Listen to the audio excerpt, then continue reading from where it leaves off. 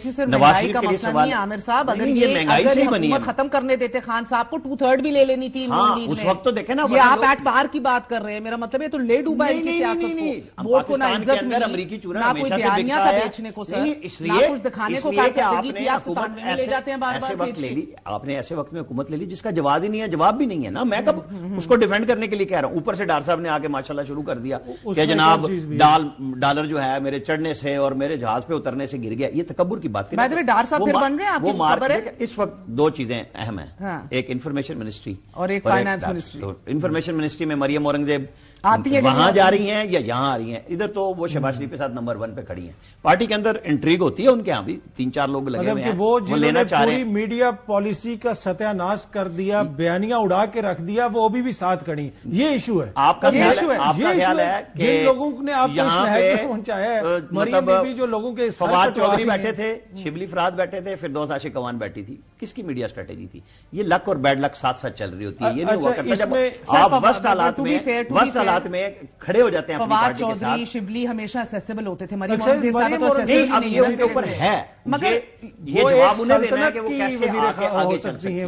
वो किसी सल्तनत की हो सकती है, उनका जो माइंड सेट है। देखें, आपको अवाम के साथ चलना पड़ेगा। ये टिकटॉक का दौर है। शेर अफजल मरवत ने अकेले टिकटॉक के ऊपर पीटीआई को इलेक्शन जितवा दिया और ये लोग अपनी उस हाई हॉर्स से ही नीचे नहीं उतरते। दूसरी बात ये है, देखिए, मैदान में होना, ग्राउंड पे होना बड़ा जरूरी है। मियां साहब जब जेल में थे, साल रह जाते, ना लंदन जाते, आज उनकी ये पोजीशन होती। आज क्या वजह है? बानी चेयरमैन तहरीक इंसाफ जो है वो जेल में बैठे हैं, अपने बयानिए पे कायम है और इसी वजह से उनको ये सब कुछ मिला। बाकी उनकी हुकूमत की जो कारकर्दगी थी वो आपके भी सामने, हमारे भी सामने। मियां साहब ने असूलों को ट्रेड इन किया इक़्तिदार के लिए। मियां साहब ने असूलों की धज्जियां उड़ा दी इक़्तिदार के लिए। ट्रेड इन तो बड़ी छोटी चीज है। उन्होंने जब किया था वो आए थे, उन्होंने जेल गए, उनकी पार्टी ने बेहतरीन, सब रुकावटों के बावजूद बेहतरीन रिजल्ट दिया था। उस वक्त उनके रिजल्ट को चेंज कर दिया गया, जिसको आज आपसे भी पूछ रही हूं कि मियां साहब ने अपने असूलों को ट्रेड इन किया इक़्तिदार के लिए, वो कह रहे धज्जियां उड़ा दी हैं। नहीं, मैं समझता हूं कि वो हालात की मजबूरी थी।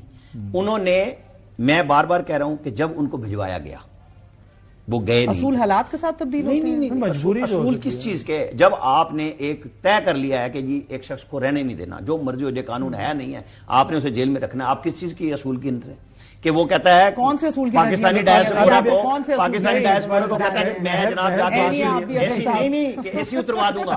उस वक्त कानून ये था कि मैं एसी उतरवा दूंगा। मुझे दोनों की बात समझ आ रही है, लेकिन हालात और सियासत इसी तरह ही होती है कि आप अपने आप को उस जबर के हवाले कर दें।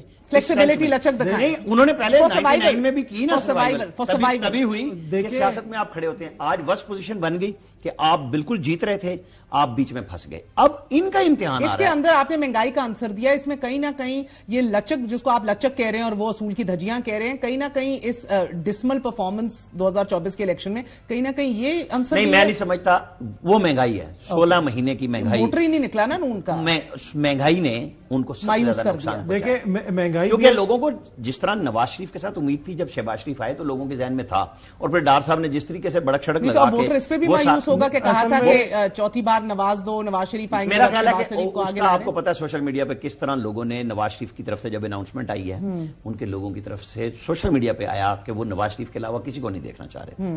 वो उन्होंने सेंटिमेंट्स अपने शो किए हैं। ये नहीं है कि नवाज शरीफ के खिलाफ लोग हो गए या वो छोड़ गए, बल्कि वो मजीद वो लोग भी आए जो आप कह रहे हैं मियां साहब फिर भी मुतहर्रिक और बिहाइंड द सीन्स सारा कुछ हैंडल कर रहे होंगे। भाई ऊपर हैं और भाई जहां मर्जी बैठ जाए, भाई बहुत अच्छे एडमिनिस्ट्रेटर होंगे politically, Nawaz Sharif and Maryam. Yes sir. वो जिस तरह लंदन से भी तो वही कंट्रोल कर रहे थे ना। यहां से काबीना जाती थी उधर मियां साहब के पास और जाके वहां पे इजलास होता था, और कभी कभी वो उधर से मीटिंग में भी शिरकत करते थे। पेट्रोल की कीमत बढ़ती थी तो नाराजगी का भी इजहार करते थे। तो चीजें तो वो पहले भी कंट्रोल कर रहे थे। कितनी कंट्रोल हुई? दूसरी बात यह है कि कानून की अगर धज्जियां उड़ाई गई या कानून में उनके साथ ज्यादती हुई, इन्हें इंतखाबात से पहले आपके जो मुखालिफ थे उनको 3 ऊपर तले 3 सजाएं हुई, लेकिन उसके बावजूद वो चलते रहे ना। यहां पे मियां साहब के लिए मौका था कि वो ये कहते हैं हाँ भाई हमारी परफॉर्मेंस ठीक नहीं रही, हम इलेक्शन में बेहतर परफॉर्म नहीं कर सके, हम साइड पे हो रहे हैं, जिसने हुकूमत बनानी है हम बना लें। लेकिन वो कभी भी ऐसा नहीं कहेंगे, इसलिए कि अगर उन्होंने इतना असूल होता तो वो जो जिस तरह उनके मुखालिफ के साथ जो कुछ हो रहा है वो उसके ऊपर कहते ना कि यार ये कौन सा इलेक्शन है, ऐसे कौन सा इलेक्शन हम लड़ सकते हैं कि मुखालिफ के साथ ये हो रहा है कि लाहौर में 31 इंतखाबी निशान सिर्फ लाहौर में, اور اس کا بھی آپ مقابلہ نہیں کر سکے. لوگ ڈھونڈ رہے تھے کہ بھائی انتخابی نشان کون سا ہے, اور یہ یہاں پہ نواز کو پاکستان دے رہے تھے اور پاکستان کو نواز دے رہے تھے. عوام نے پھر کہا کہ نہیں بھائی, نہ ہمیں نواز چاہیے, ہمیں پاکستان چاہیے, پاکستان کی بہتری. انہوں نے تو کہہ دیا, شہباز شریف نے کہہ دیا کہ بنا لیں آپ حکومت, ہمت کرے اس پاکستان کو گرداب سے نکالنے کی کوئی, وہ پی ٹی آئی کرے, وہ پیپلز پارٹی کرے, وہ نون لیگ کرے, لوگ چاہتے ہیں. ایسے نہیں ممکن ہو سکتا کہ سیاسی لیڈرشپ یہ کہے کہ جی چونکہ میرے ساتھ یہ ہوا لہذا بھگتو. پھر یہ سیاسی لیڈرشپ نہیں ہوتی, پھر یہ ڈرامہ ہوتا ہے اور پاکستان پھنسا ہوا ہے. میاں صاحب has been a statesman last 1-1.5 سال.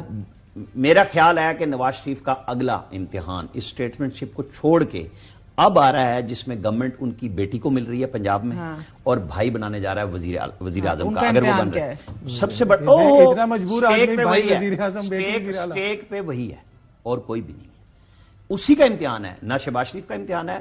مریم جس دن وزیر اعلیٰ بن کے پرفارم کرنا شروع کرے گی, لیڈ اسے کرنا ہے. وہ کیسے کرے گی, نہیں کرے گی, یہ ہمارا آپ سب کا سبجیکٹ ہوگا. ہم بزدار کو گنتے ہیں, ہم محمود کو گنتے ہیں, پرویز خٹک کو گنتے ہیں, شہباز شریف کو. مدت پوری کرتی دکھائی دے رہی ہے پھر آپ کو اسمبلی. یہ پاکستان میں 2/3 اکثریت والی نے بھی نہیں کی کبھی پوری.